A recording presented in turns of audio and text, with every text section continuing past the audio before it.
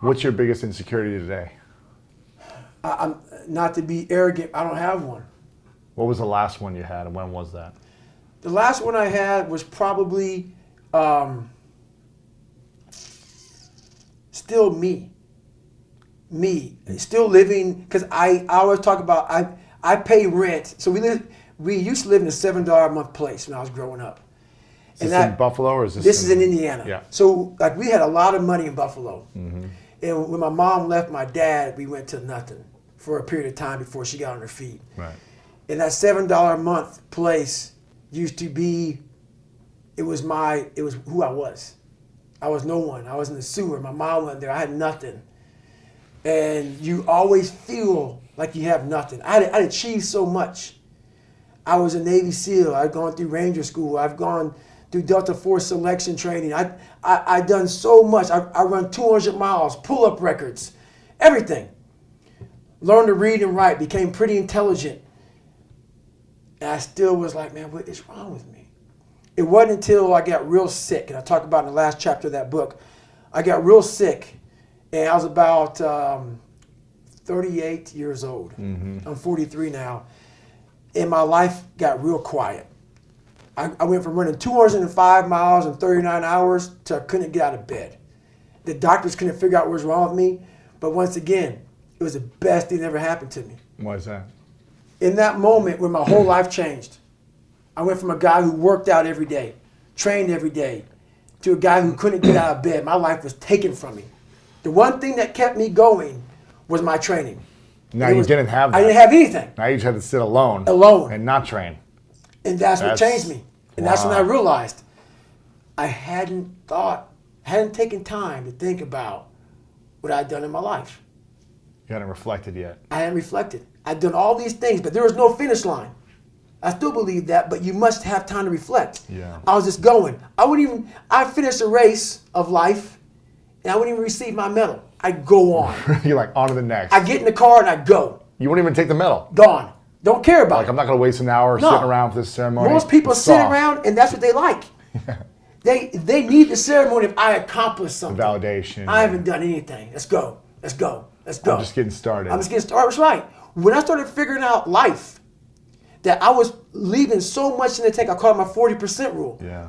I was leaving so much in the tank. Once I realized, my God, man, I was this dumb, fat kid being bullied. And now I'm a 180-pound person, lost 106 pounds in less than 3 months. Learn to read, learn to do this, learn to do that. I was like, I need more. Mm-hmm. I was fueling my mind with everything. And I never took time to say, my God, you came from this hell and you're here. So those insecurities, and this is how I explain it the best way. SEAL training became pretty hard and a lot of guys weren't getting through it. So they designed a SEAL prep program. Like a boot camp for the boot camp. That's right. Yeah. And it was 2 months. In my last 2 years before I retired from the military, they sent me there to train these kids. Wow. To get ready for 18, buds. 19, 20-year-olds, yeah. Young kids. So when they get to Navy SEAL training, man, they were physical studs. They were running, swimming. I mean, they were hybrids. Wow. But they get to buds, and the same amount of people would quit. Why is that? This is why. We were training bigger, stronger, faster quitters. It's not about... Not the mind. That's right. We weren't diving into the sewer. Everybody's got a story. We don't share it on social media. We share our nice life on social media. We all have a dungeon. I'm just willing to talk about mine. Yeah. Most of us aren't willing to talk about it. I'm willing to talk about my dungeon. I wasn't getting into the dungeon of these guys' minds. I wasn't building that so-called mental toughness. Mental toughness isn't something that you sample. It's something that you live in every day. So when something hard would happen to these kids, like in Hell Week, it would draw on something that made them very insecure. And they look for comfort. Whenever hardness comes, and you don't know what it is, it may be different for you than it is for me, but you go back to your insecurities. And then when you go back to your insecurities, you then look for comfort within those insecurities. And we all look for that cookie that your mom used to give you when you were sad, when you were sick. We look for our wife or our husband. We look for comfort. It's in those moments you must retrain your mind to think differently in hell. I wasn't training them to do that. Why weren't you training them? I wasn't training myself yet because at that time, I was doing what I was told. These guys need to meet a standard. Physical standard. A physical standard. The physical standard is not what they need to meet. It's a mental standard you must meet in life. So going back to when I was sick, I was hitting the physical standards. I wasn't meeting the mental standard. The mental standard is you must know how far you've come. Wow. I had come 8,000 miles from where I started. But if you never know that, you're still in the $7 a month place. When I was sick, I was able to slow it down and reflect back on my entire life. And in that bed, when I thought I was dying, because that story is long, that sick portion of my life is long, I didn't care if I died or lived. Wow. Because I was, for the first time in my life, happy. Wow. And at peace. Because I reflected back on where I started. You said, wow, I have come a long way. That's right. And no one saved me. It wasn't like someone came down here and guided me through life. When you figure this out on your own, the amount of pride and dignity and self-respect you have. That's why I walk around the streets with a backpack and just like, I don't need anything else. Yeah. You figure it out by going inside yourself, by callousing over the victim's mentality. You're always a victim, even if you have everything in life, until you realize what you've achieved. You have to first realize what you've achieved. And my mom has accomplished so much in her life since my father, but she hasn't done that one step. Really? She doesn't acknowledge it and reflect back? She continues to go back to the dungeon of her past life. And live in that space. And live in that space versus living the space that she's in now and reflecting back on, my God, this is what I've done with my life. So. Have you talked to her about this? We talk about it all the time, and you have to be willing to go there. You have to be willing to really go there. Not surface. I don't live on the surface of anything. Yeah. Surface is what got me where I was at. It got me from 175 pounds to 300 pounds. Telling everybody I'm good. I don't give a damn. I'm good. No, they're hollow words. A lot of us speak in hollow words. I used to speak in hollow words. I don't do it anymore. Everything that comes out of my mouth has substance. It's real. And we all have these feelings in our bodies, in our minds, in our souls. I act on mine. A lot of us who are afraid of something, we allow our minds to choose the path of least resistance, so we go a different route. When I'm afraid of something, it's telling me you must conquer that. You must do that. Yeah. You have to go that way. And most of us don't understand that mentality.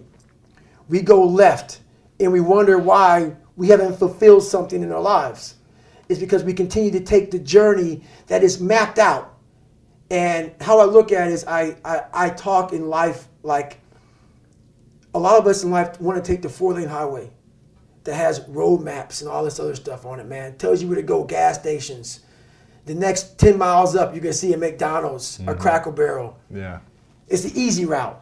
Very few of us want to go to the right side. That Cracker Barrel's that Midwest life. That's right. That's right. That's right. I'm from Ohio. It's all about it, man. Indiana, Cracker Barrel everywhere. Dude, that's amazing. Bringing back memories. This is powerful because I've been telling people this. I've been living that way unknowingly my whole life of like whatever the thing is I'm afraid of. When I was in high school, I started doing those things. Right. And it was just like, I'm sick and tired of feeling afraid. Right. So I need to do the things that scare me the most. That's right. You know, I've talked about this a lot on the podcast. Tiffany's heard me share these stories, but I was afraid to talk to girls when I was a teenager. I was afraid of dancing. I was afraid of like singing and playing music in front of people. I was afraid of all these different things. And so I said, I want to do this. I'm going to give myself a challenge every single day until the fear goes away. That's right. And I feel like that's what more of us should be doing. I'm hearing that that's what how you live your life. That's all it is, man. And it helps me feel so much more confident. When you overcome that fear of saying this doesn't have control over me anymore, that's right. It's like you can be at so much more peace. It's 100% in your life. Most of like for instance, I never thought in my wildest dreams I could be a Navy SEAL. It's until you open your mind, open-mindedness creates that. We all shut down our mind. Like for instance, when I broke the pull-up record, Everybody around me who heard the pull-up record was 4,020 pull-ups. That's the first thing they did. Oh my God. 4,000 in 24 hours, or was Yeah, this? it's 4,020 pull-ups in a 24-hour period. Yeah. The first thing I did versus closing my mind to like, oh my God, that's crazy. I went and got a pen And say, how many is that every minute? Exactly. Every hour, every second. Yeah. Instead of taking life and making it out to be this grandiose thing, start breaking it down. Start breaking it down. And most of us, we live in a box. And we don't want to go outside that box at all. Ever. Outside that box is all these possibilities of life. What we do is we shackle our mind. We are a prisoner in our own mind that this is all I can do. This is all I'm good at. And we take away the possibilities of you could be this, you could be that, you could be all these things. And I never thought at 300 pounds I could be a Navy SEAL. Wow. So if my mind was shackled, me and you would never meet. There'd be no book. Right. There'd be no book. Right. There'd be nothing. So what people understand is that they live for themselves, not knowing that you have the power within yourself to change millions of lives by facing life, by facing yourself. And through that, I would die never knowing that I had the power to change millions of lives. And what haunts me the most, people ask me, what haunts you the most? What haunts me the most is that if I would have died at 300 pounds, let's say I was 75 years old, I got to heaven, and God has a chart like that on everybody's life. God knows all. Let's say that. I don't care what you believe in. Doesn't matter. I'm not judging anybody. But let's say my thing is God. You get to heaven, I'm 300 pounds, I sit down, I was a cockroach terminator my whole life, and we're sitting down just like this. You're God and I'm David. And he gives me that chart, and he says, look at this. And I'm looking at this chart, and on the chart it has all these different things, but my name's on it. But these things aren't me.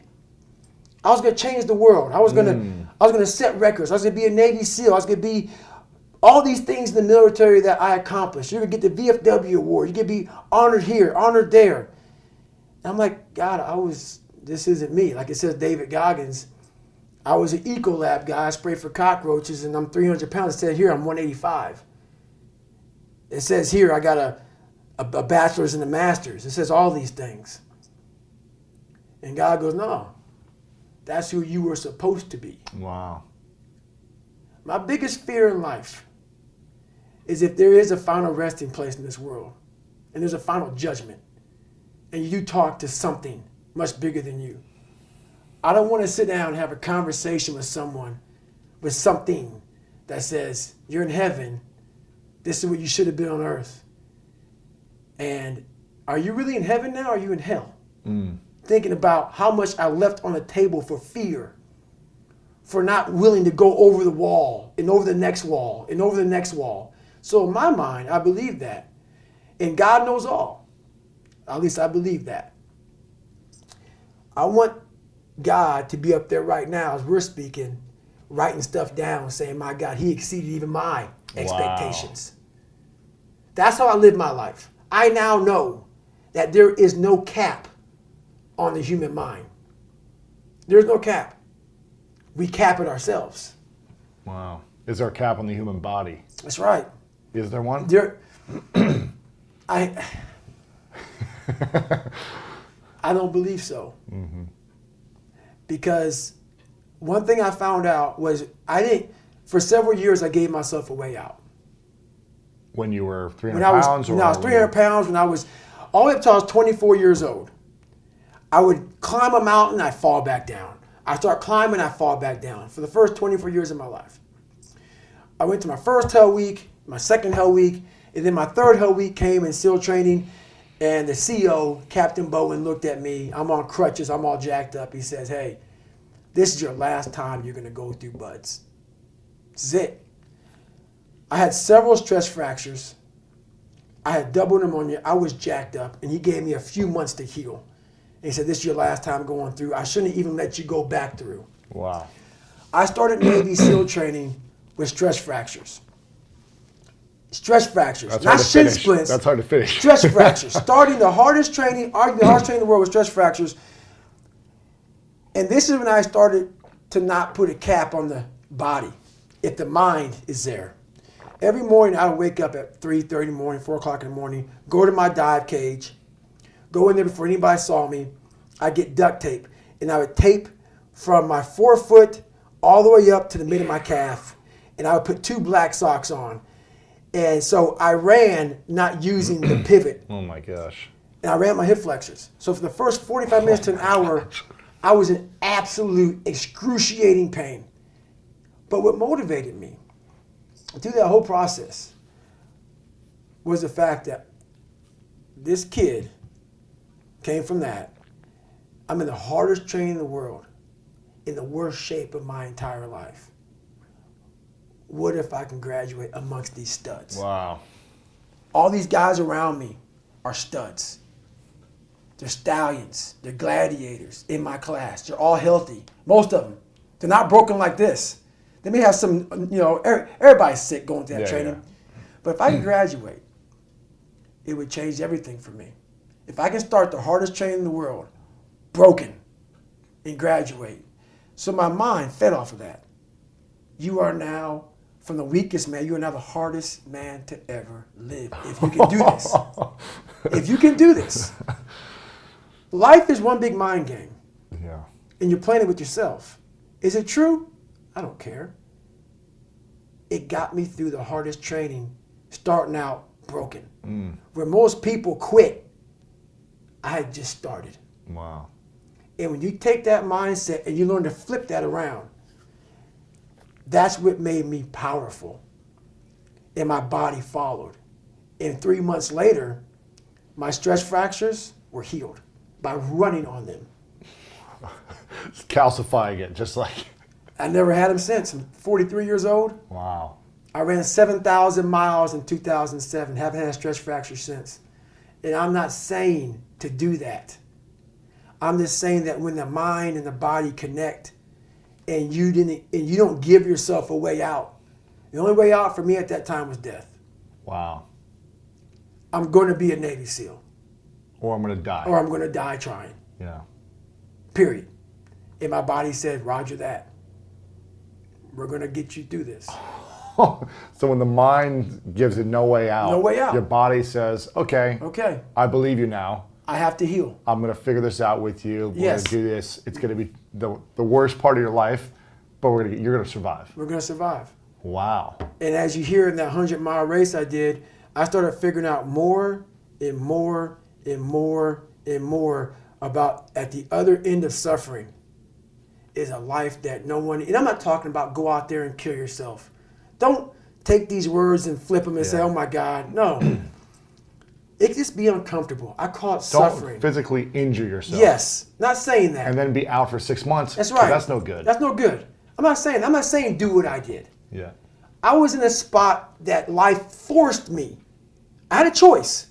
I had a choice to be this guy or the guy that's in front of you. I had choices. I chose this path. And you're still choosing it. And I'm still choosing it. You can go back to that guy at any moment. Because I found out something with those stress fractures. I found out something through facing all these things. I found out a whole nother world, which is why I walk around with all my stuff in a black backpack. Wow. I found out a whole nother way. A whole nother way of no matter how far you get in life, you have to be able to go back to scratch in your mind at a moment's notice. You can never get so far beyond scratch. What that means is when you accomplish something in life, if you want to go back to scratch and go back to that $7 a month place where I once lived and visit that place for a long period of time, if you were here when you went back to scratch, you would now be here. Scratch is what makes you better. Scratch, friction, obstacles create growth. There's no friction when you're this far up in the game anymore. You think there is. When you achieve, that's right. When you achieve so much, the friction is minor. Because why? I'm sore. I'm going to get a massage today. I'm hungry. I'm going to eat today. The refrigerator is always full. So your comforts are now, so your discomfort is now very minuscule to your discomfort back here in the $7 a month place. So you have to go back to the total discomfort to then raise your level of where you're at now. I'm not saying stay there and stay there, visit. Visit it. And then you raise your level. Take a day trip. That's right. Yeah. Always take day trips. Yeah. If you're looking for more greatness in your life, make sure to check out this video right here. And also check out our free PDF, The 3 Secrets to Unlock the Power of Your Mind to help you change your life. Download it right here. The biggest reason that people quit is because they're looking at the big picture, man.